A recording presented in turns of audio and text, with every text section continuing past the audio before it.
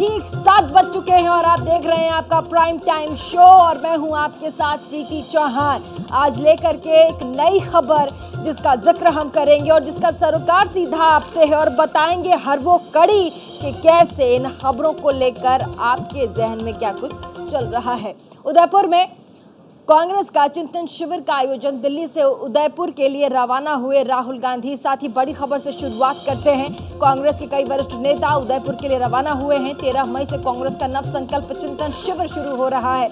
बड़ी खबर के साथ शुरुआत कर रहे हैं। दिल्ली से उदयपुर के लिए रवाना राहुल गांधी हुए हैं। कांग्रेस के कई वरिष्ठ नेता उदयपुर के लिए रवाना हो चुके हैं। कांग्रेस के चिंतन शिविर में भाग लेने के लिए, जो कि उदयपुर में आयोजित किया जा रहा है, तमाम कांग्रेस के बड़े नेता वो भी उदयपुर के लिए रवाना हो चुके हैं। उदयपुर में कांग्रेस का चिंतन शिविर आयोजन किया गया है, जिसके लिए राहुल गांधी उदयपुर के लिए निकल चुके हैं। दिल्ली से उदयपुर के लिए रवाना हो चुके हैं और साथ ही कांग्रेस के कई वरिष्ठ नेता उदयपुर के लिए रवाना हो चुके हैं।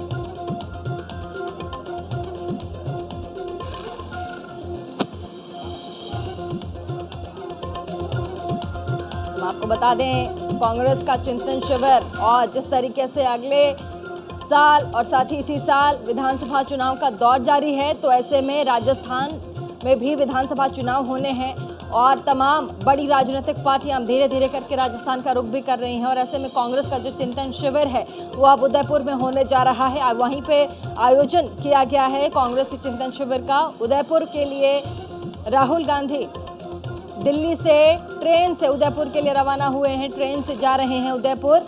और साथ ही हम आपको बता दें, कांग्रेस के राहुल गांधी के अलावा कांग्रेस के और बड़े दिग्गज वरिष्ठ नेता उदयपुर के लिए ट्रेन से ही रवाना हुए हैं। 13 मई से कांग्रेस का नव संकल्प चिंतन शिविर जो है वो शुरू हो रहा है।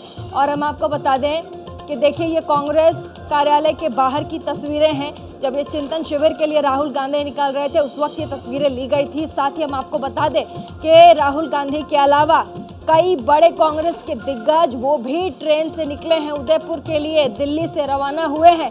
कांग्रेस के बड़े नेता राहुल गांधी उदयपुर के लिए चिंतन शिविर, जिसका आयोजन उदयपुर में किया जा रहा है, कांग्रेस के चिंतन शिविर में भाग लेने के लिए राहुल गांधी दिल्ली से उदयपुर के लिए ट्रेन से रवाना हुए। साथ ही कई बड़े कांग्रेस के दिग्गज वो भी उदयपुर के लिए चिंतन शिविर में भाग लेने के लिए रवाना हुए हैं। इसके साथ ही हम आपको बता दें, 13 मई से कांग्रेस का नव संकल्प जो चिंतन शिविर है वो भी शुरू हो रहा है।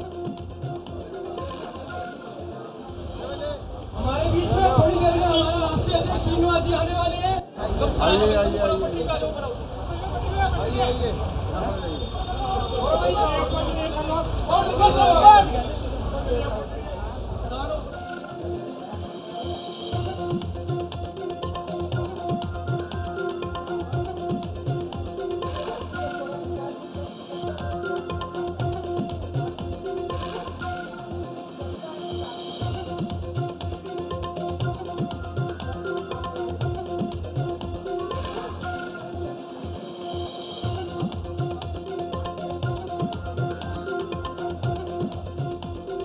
कांग्रेस कार्यालय के बाहर की ये तस्वीर, जब राहुल गांधी निकल रहे थे उदयपुर में आयोजित की गई चिंतन शिविर के लिए। उनके साथ कांग्रेस के कई बड़े नेता भी ट्रेन से निकले हैं चिंतन शिविर में भाग लेने के लिए। और ये कांग्रेस के कार्यालय के बाहर की तस्वीर है, जहां पर कांग्रेस के कार्यकर्ता कांग्रेस का झंडा लहराते हुए आपको नजर आ रहे हैं। हम आपको बता दें, 13 मई से ये कांग्रेस के संकल्प जो चिंतन शिविर है ये शुरू हो रही है। साथ ही कांग्रेस 13 मई से कांग्रेस का नव संकल्प चिंतन शिविर लग रहा है, इसकी शुरुआत हो रही है और राहुल गांधी उदयपुर के लिए रवाना हो रहे हैं। जो स्थान है वो उदयपुर तय किया गया है, यहीं से कांग्रेस का चिंतन शिविर जो है उसकी शुरुआत होगी और राहुल गांधी खुद ट्रेन से उदयपुर के लिए निकल चुके हैं। साथ ही कांग्रेस के कई बड़े दिग्गज नेता भी उदयपुर जा रहे हैं ट्रेन से, ताकि चिंतन शिविर में भाग ले सके। और ये कांग्रेस के कार्यालय के बाहर की तस्वीरें हम आपको दिखा रहे हैं, जहां पर कांग्रेस के कार्यकर्ता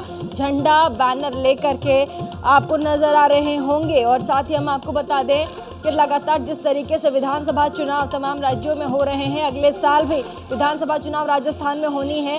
ऐसे में कई नेशनल पार्टियां, राजनीतिक पार्टियां राजस्थान का रुख कर रही है। अभी हाल ही फिलहाल में बीजेपी के अध्यक्ष जेपी नड्डा ने भी राजस्थान का रुख किया था और ऐसे में हमारे साथ ज़्यादा जानकारी के लिए हमारे साथ संवाददाता आसिफ इकबाल जुड़ चुके हैं। आसिफ इकबाल जी, इस चिंतन शिविर के क्या मायने हैं? कल ये शिविर है और साथ ही राहुल गांधी ट्रेन से भी गए हैं। देखिए, अभी राहुल गांधी निकलने वाले हैं और मैं आपको बताऊं कि ट्रेन, बल्कि आप ये कह सकते हैं कि स्टेशन पे बड़े बड़े कांग्रेस कार्यकर्ता और नेता यहाँ मौजूद हैं और अब राहुल गांधी के आने की तो तैयारी हो गई है और अब लगभग मुश्किल से कुछ सेकंड के अंदर ही राहुल गांधी यहाँ स्टेशन पहुंचने वाले हैं और उसकी तैयारी लगभग पूरी कर ली गई है और सभी लोग कांग्रेस के जितने भी प्रभारी हैं वो लगभग एक एक करके यहाँ पहुंच चुके हैं। और मैं आपको बताऊं कि अब सिर्फ ट्रेन से रवाना बड़े बड़े जितने दिग्गज हैं वो तमाम कांग्रेस के लीडर, आप देखिए भूपेश बघेल अभी पहुंचे, सीएम है छत्तीसगढ़ के। आपको मैं बताऊं कि बहुत सारे कांग्रेस के लीडर, बल्कि आप तमाम कांग्रेस के वरिष्ठ नेताओं की अगर बात कर ले, चाहे पवन बंसल हो, चाहे रामध्वज साहू हो, चाहे वो मनीष सत्रत हो या फिर अविनाश पांडे हो, सभी लोग इस ट्रेन में जहाँ जो उनकी दो बोगियां बनाई गई थी वो सभी लोग आ चुके हैं अपने अपने जगह को अपनी जगह पे मौजूद हो चुके हैं। और मैं आपको बताऊं कि ये पूरा इंतजाम कांग्रेस पार्टी ने किया है। दो bogie Congress party coach INC 1 और INC 2 करके दो पार्टी के कोच निर्धारित किए गए हैं इन तमाम कांग्रेस के लीडरों के लिए। कुछ वर्कर्स भी इकबाल जी, ये जो चिंतन शिविर है, आसिफ इकबाल जी, चिंतन शिविर जो 13 मई को उदयपुर में होना है, इस चिंतन शिविर के क्या मायने हैं? ये चिंतन शिविर कांग्रेस की तरफ से क्यों लगाया जा रहा है? चिंतन शिविर के बहुत सारे मायने। कांग्रेस की जो इस वक्त इस तरीके से परेशानियों के दौर से गुजर रही है, चुनौतियां उनके सामने है कई सारी, उन चुनौतियों पे चिंतन करने के लिए ही यहाँ पे इस शिविर का आयोजन किया गया है। और बहुत बहुत शुक्रिया जी, बहुत बहुत शुक्रिया आसिफ इकबाल जी, हमारे साथ ज़्यादा जानकारी दे रहे थे। और मैं आपको बता दें, कांग्रेस को लेकर इस वक्त की जो बड़ी खबर हमारे पास दिल्ली से आ रही थी वो हमने आपको बता दिया। कल से यानी कि 13 मई से उदयपुर में कांग्रेस का चिंतन शिविर शुरू हो रहा है, जिसमें खुद कांग्रेस के राहुल गांधी ट्रेन से रवाना होंगे। तमाम कांग्रेस के बड़े नेता भी वहाँ जा रहे हैं। और चलिए आगे बढ़ेंगे, अपने स्पेशल शो की ओर ध्यान देते हैं। एक फिल्म का नाम आपको ज़रूर याद होगा, आपने सुना भी होगा और याद भी होगा, कहीं खुशी है तो कहीं गम है। अदालत के दो फैसलों से आज उत्तर प्रदेश में कहीं खुशी का माहौल रहा तो कहीं गम का माहौल रहा। पहले फैसले पर जिनके लबों पर मुस्कान आई, वो दूसरे ही फैसला जब उनके सामने आया तो दूसरे फैसले को सुनकर वो दुखी हो गए, और पहले फैसले से जो दुखी हुए वो दूसरा फैसला सुनकर मुस्कुरा उठा। आज उत्तर प्रदेश के अलग अलग अदालतों में दो बड़े मामलों की सुनवाई हो रही थी। पहला मामला वाराणसी के ज्ञान वापी मस्जिद से जुड़ा था, तो इस केस में मुस्लिम पक्षधरों ने कोर्ट कमिश्नर को बदलने की मांग अपनी तरफ से रखी, तो वाराणसी की निचली अदालत का दरवाजा भी खटखटाया गया था। अब दूसरा मामला इलाहाबाद का है। इलाहाबाद हाई कोर्ट के लखनऊ बेंच में ये मामला चल रहा था, जहां पर ताजमहल के 22 दरवाजों के अंदर क्या छुपा है उसको लेकर ये मामला था। अब ये जानने के लिए एक जनहित याचिका दायर की गई थी। इन दोनों ही मामलों में ये फैसला आया, ये हम आपको बताएंगे कि फैसला क्या था, और ज्ञान वापी मंदिर के विवाद के पीछे की जो पूरी कहानी है इसके साथ साथ वो भी हम आपको बताएंगे, और साथ ही ताजमहल के पूरे विवाद की कहानी क्या रही और क्यों रही ये भी हम आपको बताएंगे। लेकिन सबसे पहले बात फैसले की करते हैं। वाराणसी की निचली अदालत में ज्ञान वापी मस्जिद की देखरेख करने वाली संस्था अंजुमन इंतजामिया मसाजिद की उस अपील को ठुकरा दिया गया, जिसमें कहा गया था कि ज्ञान वापी मस्जिद का सर्वे करने वाले कोर्ट कमिश्नर अजय मिश्रा को बदला जाए, मतलब उन्हें हटाकर किसी और कमिश्नर को, कोर्ट कमिश्नर को नियुक्त किया जाए, उस पोस्ट पर बिठाया जाए। कोर्ट ने यह अपील नहीं मानी, ठुकरा दी, बल्कि कोर्ट कमिश्नर को और भी ज़्यादा अधिकार दे दिए गए कि हम इन्हें हटाएंगे तो नहीं बल्कि और अधिकार भी दे देते हैं। अब वो अधिकार क्या थे? कोर्ट कमिश्नर पूरे मस्जिद में कहीं भी जाकर सर्वे कर सकते हैं, किसी भी कमरे में ताला लगा अगर हो तो उसे ताला तोड़ने का भी पूरा हक होगा। अगर वो ताला अगर चाबी से ना खुले तो उसे तोड़ भी सकते हैं। साथ ही इतना ही नहीं, सर्वे के काम में अगर किसी ने बाधा डाली तो उसके खिलाफ FIR भी दर्ज किया जा सकता है। इसके साथ एक छोटा सा पैकेज, एक समझाने का तरीका हमने तैयार किया है, जल्दी से सबसे पहले आपको वो हम दिखाएंगे।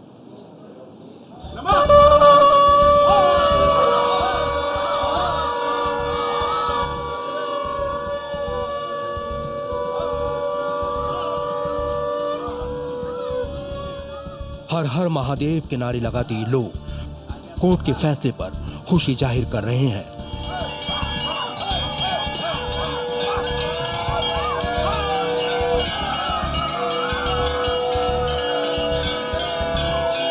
ये तस्वीरें वाराणसी की जिला अदालत के बाहर की है। आज इस अदालत में ज्ञान व्यापी मामले पर सुनवाई हो रही थी। सुनवाई के बाद कोर्ट ने जो फैसला सुनाया उसे सुनकर हिंदू पक्ष की खुशी का ठिकाना न रहा।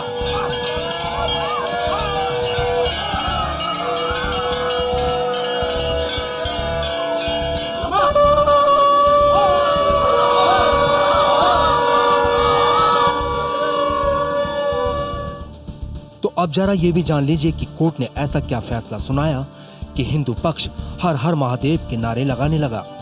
वाराणसी की जिला अदालत ने मुस्लिम पक्ष के कोर्ट कमिश्नर अजय मिश्रा को हटाने की मांग को खारिज कर दिया है। इतना ही नहीं, कोर्ट ने कमिश्नर के साथ 2 नए वकील भी जोड़े हैं, यानी ज्ञान बापी मस्जिद का सर्वे करते समय कोर्ट कमिश्नर के साथ 2 वकील भी मौजूद रहेंगे। अदालत ने साथ ही पूरे मस्जिद परिसर का सर्वे कराने का आदेश दिया है। इतना ही नहीं, जिला अधिकारी इस पूरे सर्वे की निगरानी करेंगे। आपको बता दें कि ज्ञान बापी मस्जिद की रखरखाव करता संस्था अंजुमन इंतजामिया मसाजिद ने कोर्ट कमिश्नर सर्वे के काम से हटाने के लिए अदालत का दरवाजा खटखटाया था। आदेश ये हुआ है प्लेंटिफ साइड की मेरी एक एक आर्गुमेंट को न्यायालय ने माना है, सही ठहराया है और उसी के अनुपालन की आदेश आज जारी कर दिए हैं। ताला खोलकर अन्यथा ताला तोड़कर वीडियोग्राफी की जाएगी, तहखाने में जाया जाएगा और ये आदेश स्पष्ट हो चुके हैं। कुछ कहने के लिए बाकी नहीं रहेगा। 8 बजे से 11 बजे तक होगी। 2 अन्य कमिश्नर बनाए गए हैं जो इसको सुनिश्चित करेंगे, पूरा कराएंगे और 17 तारीख को रिपोर्ट न्यायालय के समक्ष प्रस्तुत होगी। कोर्ट ने कहा कि जब तक मस्जिद के कमीशन की कार्रवाई पूरी नहीं होती है तब तक सर्वे जारी रहेगा। 17 मई को सर्वे की रिपोर्ट को कोर्ट में सौंपना होगा। कोर्ट ने कहा कि मस्जिद के चप्पे चप्पे का सर्वे होगा। कोर्ट ने इस कार्रवाई को सख्ती के साथ पूरी करने का आदेश दिया है। जब संकट आया है तो संत महात्माओं ने ही दिशा दिखाने का काम किया था। जिस अयोध्या नगरी में हम बैठे हैं और उस समय जब रावण का आतंक पूरे उत्तर भारत में फैल रहा था, छावनी स्थापित हो चुकी थी, तब भी श्रेय तो राम को मिला, लेकिन अभियान की शुरुआत विश्वामित्र ने की थी। आंदोलन हो रहा है, न सत्ता पाने के लिए हो रहा है और न किसी सत्ता को गिराने के लिए हो रहा है। इसके अंदर नफरत की राजनीति शुरू हो गई है।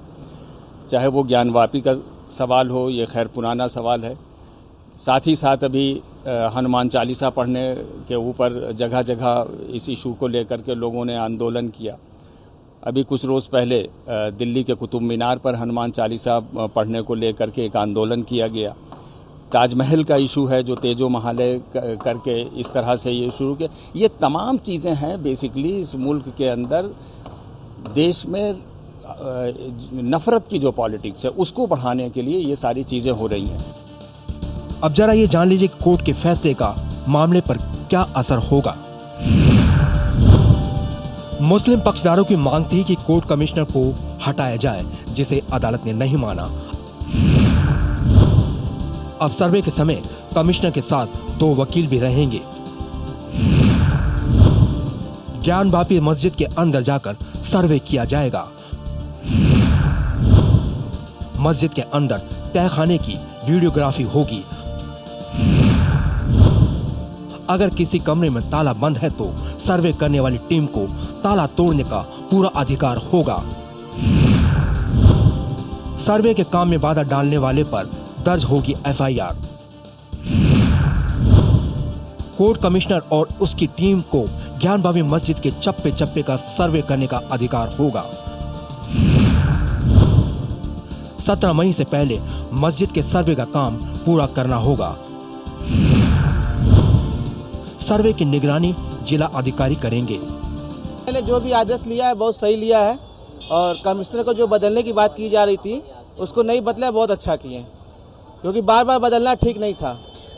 ये सही है और जो भी निर्णय आएगा 17 तारीख के पहले जो भी निर्णय आ सकता है। यहाँ पे हो रहा है सब निष्पक्ष तरीके से हो रहा है और कोर्ट के आदेश का हर किसी को, मैं किसी जाति विशेष की बात नहीं कर रहा हूँ, हर किसी को जो है कोर्ट के आदेश का पालन करना चाहिए और अंदर जो भी जांच है उससे जो है पूरे समाज को उसकी सत्यता पूरी जनता के सामने आएगी और आगे आना चाहिए भी। कोर्ट ने साफ साफ ये आदेश दिया है कि कोर्ट कमिश्नर के पास मस्जिद के कोने कोने का सर्वे करने का अधिकार होगा। इस फैसले से मुस्लिम पक्ष को तगड़ा झटका लगा है, क्योंकि ज्ञान मस्जिद की रख रखाव करता संस्था अंजुमन इंतजामिया मसाजिद ये नहीं चाहती थी कि सर्वे टीम ज्ञान व्यापी मस्जिद के अंदर घुसे और उस तहखाने तक जाए जिसे विवादास्पद बताया जा रहा है। बहरहाल हिंदू पक्षकार अदालत के इस फैसले को अपनी बहुत बड़ी जीत मान रहे हैं। के बाद में 5 बहनों की याचिका और उस पर जो ऑब्जेक्शन मस्जिद की इंतजामिया कमेटी ने लगाए थे उनको खारिज करते हुए माननीय न्यायालय ने 5 दिन के अंदर रिपोर्ट देने के लिए कहा है। साथ में ये भी कहा है कि किसी भी प्रकार के अवरोधों को दूर करने के लिए जो जिलाधीश हैं और जिले के जो पुलिस वरिष्ठतम पुलिस अधिकारी हैं वो मिल करके उनका सहायता करें और वो जो सर्वे की टीम है उसमें एक की बढ़ा करके 3 एडवोकेट कमिश्नर नियुक्त किए हैं। अब संपूर्ण देश को ये आशा करनी चाहिए कि निश्चित रूप से 5 दिन बाद सब लोग कोऑपरेट करके सहयोग करके माननीय न्यायालय को अंदर की बाहर की जो भी वहाँ की सच्चाई है वो पूरे अपने अदालत के पटल पर रखेंगे। फैसला सुनाते समय कोर्ट ने यह भी कहा कि सिर्फ मामले में देरी कराने के लिए मुस्लिम पक्ष की ओर से ये केस किया गया है। बहरहाल कोर्ट के फैसले के बाद ज्ञान व्यापी मस्जिद के बाहर सुरक्षा कड़ी कर दी है। वापी स्थित मस्जिद का मामला जो है 3 मई को जो है कोर्ट ने आदेश दिया था कि उसके की जो है पूरी तरह से जो है सर्वे करा करके जो है कोर्ट को रिपोर्ट सौंपे, जिसको लेकर के कहा जाए तो 6, 7 और 8 मई जो है तारीख मुकर्रर की गई थी। उसके बाद जो है वहाँ पे मस्जिद परिसर का जो है सर्वे और वीडियोग्राफी का कार्य शुरू हुआ, तो जिसमें 6 तारीख को तो वीडियोग्राफी का कार्य शुरू हुआ। उसके बाद 7 तारीख को आंशिक रूप से जो है कार्य को किया गया। उसके बाद मुस्लिम पक्षकार के लोगों ने उसका जो है ना बहिष्कार किया और वहाँ पर जाकर के जो है कोर्ट के आदेश को ने जो आदेश दिया था उसका जो है पालन पूरी तरह से नहीं कराया गया और वहाँ पे जो है विरोधाभास की स्थिति उत्पन्न हो गई। उसके बाद जो है यहाँ पे अगले दिन जो है मुस्लिम पक्षकार के द्वारा जो है एक अर्जी दाखिल की जाती है कि जिसमें कहा जाता है कि अधिवक्ता कमिश्नर जो है वो जो है पक्षपात रवैया कार्य कर रहे हैं। ऐसे में जो है अधिवक्ता कमिश्नर को जो है बदला जाए। उसके बाद जो है तमाम ऐसे चीज़ें हैं कि उन्होंने कहा कि जिस तरह से मस्जिद की जो बात की जा रही थी तो ज्ञान वापी मस्जिद और सिंगार गौरी मंदिर का एक अलग ही ये मामला है। इसमें जो है कहीं जो मंदिर और मस्जिद का कोई मामला ही नहीं है। ये तय नहीं हो पाया है कि ये जो है सर्वे का कार्य जो है कल से ये शुरू होगा, 13 तारीख से या 14 तारीख से शुरू होगा, ये अभी कंफर्म नहीं हो पाया है। लेकिन 17 तारीख को रिपोर्ट जो है कोर्ट के समक्ष प्रस्तुत करना पड़ेगा। न्यूज़ इंडिया के लिए मदन मोहन शर्मा, वाराणसी। तो आपने हमारे संवाददाता मदन मोहन की खास रिपोर्ट देखी और साथ ही हमने दिखाया कि क्या कुछ चल रहा है, कैसे कहीं खुशी कहीं गम का माहौल बना हुआ है। कोर्ट का फैसला आने के बाद से हिंदू पक्ष में खुशी का माहौल है। वाराणसी में आज जगह जगह लड्डू बांटे गए, कोर्ट के बाहर हर हर महादेव के नारे भी लगाए गए। खुशी इस बात की थी कि कोर्ट ने उनकी बात मान ली और ज्ञान वापी मस्जिद के अंदर अब हर जगह सर्वे हो सकेगा।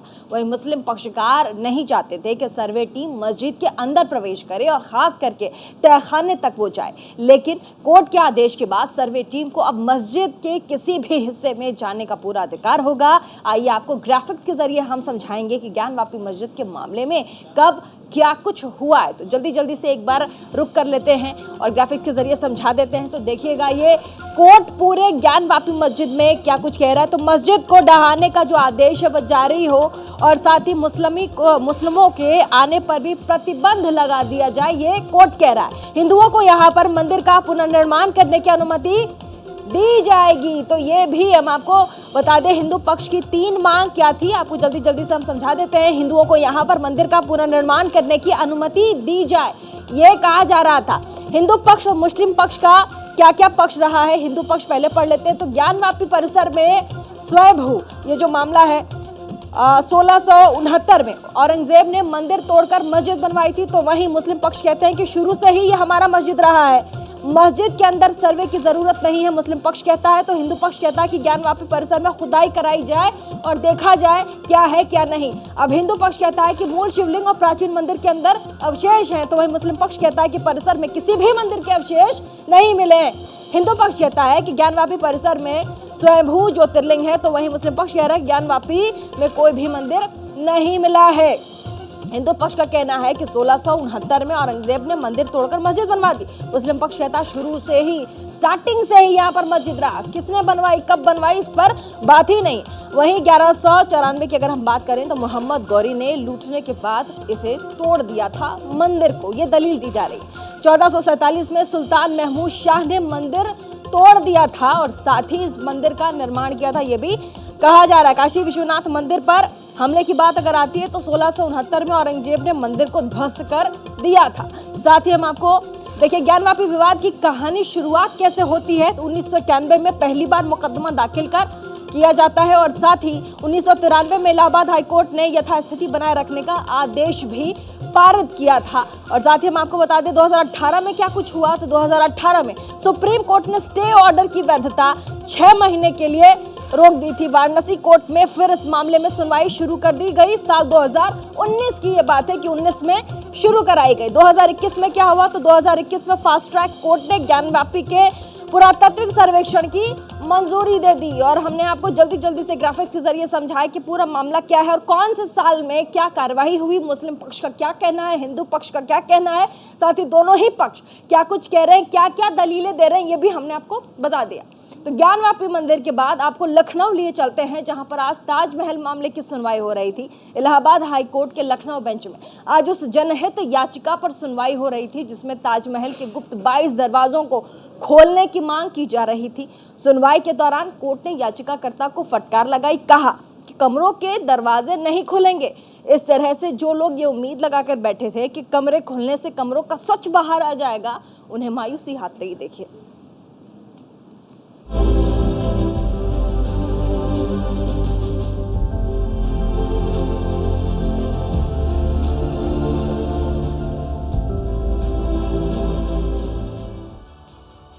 ताजमहल के मामले में आज हिंदू पक्षकारों को बड़ा झटका लगा है।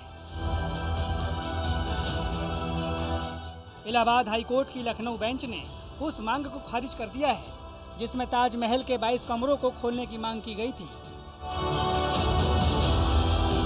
कदम जैसा कोर्ट ने रिकमेंड किया है कि आप जो हिस्टोरियर एकेडमी है उसमें आपको जाना चाहिए, अप्रोच करना चाहिए। मैं उस एकेडमी को अप्रोच करूंगा, उसके बाद सुप्रीम कोर्ट में अपील करूंगा। क्या कोई जुर्माना भी लगाया है? नहीं, कोई जुर्माना नहीं। बीजेपी नेता डॉक्टर रजनीश सिंह ने इलाहाबाद हाईकोर्ट के लखनऊ बेंच में एक जनहित याचिका दायर करके ताजमहल के 22 कमरों को खोलने की मांग की थी। इसके बाद से देश में ताजमहल के तेजो महल मंदिर होने की बहस शुरू हो गई, लेकिन कोर्ट ने आज पीआईएल को खारिज करके बहस पर एक तरह से पूर्ण विराम लगा दिया है। तो कोर्ट के अंदर थे, अगर ऐसा कोई डायरेक्शन हुआ होगा तो वो सब करते हुए सुप्रीम कोर्ट जाएंगे, ये लड़ाई लड़ेंगे। आप कोर्ट में नहीं थे? मैं कोर्ट में नहीं था, मैं बाहर था। कोर्ट ने कहा जा रहा है कि फटकार भी लगाई है। क्या अनपढ़ को भारत का इतिहास जानने का हक नहीं है? मैं बड़ी विनम्रता पूर्वक पूछ रहा हूँ। कोर्ट से पूछ रहा हूं। निश्चित, अगर मैं अनपढ़ हूँ तो क्या मुझको भारत का इतिहास नहीं जानने का हक है? मतलब कोर्ट में ये मामला नहीं लाना चाहिए था, कुछ ऐसा तो कहाँ ले जाएं? लॉर्डशिप यही बता दें कहाँ लेके जाएं। इसके पहले मामले पर सुनवाई करते हुए कोर्ट ने याचिकाकर्ता डॉक्टर रजनीश सिंह को फटकार लगाई। बीजेपी नेता डॉक्टर रजनीश सिंह को फटकार लगाते हुए जस्टिस DK उपाध्याय ने कहा कि व्यवस्था का दुरुपयोग मत कीजिए, इसका मजाक मत बनाइए। ताजमहल किसने बनवाया पहले जाकर रिसर्च कीजिए, यूनिवर्सिटी जाइए, PhD कीजिए, तब कोर्ट आइए। रिसर्च से कोई रोके तब हमारे पास आइए। इतिहास को आपके मुताबिक नहीं पढ़ाया जा सकता। महल मामले को लेकर एक पिटीशन दाखिल की गई थी जिसको कि इलाहाबाद हाई कोर्ट की लखनऊ बेंच में बाकायदे इसकी सुनवाई की गई थी कि ये पिटीशन एक्सेप्ट की जाएगी या नहीं, जिसको लेकर कोर्ट ने पिटीशन को खारिज कर दिया है और ये साफ कहा है कि वो जो 22 कमरे का मामला है इसको लेकर ये कोर्ट का काम नहीं है, इसको बाकायदे सर्वेयर के द्वारा। और सबसे बड़ी बात यह है कि जो ताजमहल परिसर के जो कमेटी के लोग हैं उन लोगों को लेकर इस पूरे पिटीशन को बाकायदे उसकी सुनवाई की जाए। Bureau report, news India. तो आज के हमारे स्पेशल शो में बस इतना है, लेकिन चलते चलते ताजमहल पर कैफे आजमी की एक नज्म याद आ रही है। सोच रही हूँ सुना देती हूँ आपको। इस धड़कते हुए गुंबद में दिले शाहजहां, ये दरो बाम पे हंसता हुआ मलिका का शबाब, जगमगाता है हर तह के मज़ा के तफरीक और तारीख उड़ाती है मोहब्बत की नकाब। ऐसे स्याह की नज़रों पर छिपे क्या ये समा, जिसको फरहाद की किस्मत का ख्याल आ जाए। दोस्त मैं देख चुका हूँ ताजमहल, वापस चल। फिलहाल छोटे से ब्रेक के लिए, ब्रेक के बाद खबरों का सिलसिला लगातार जारी है।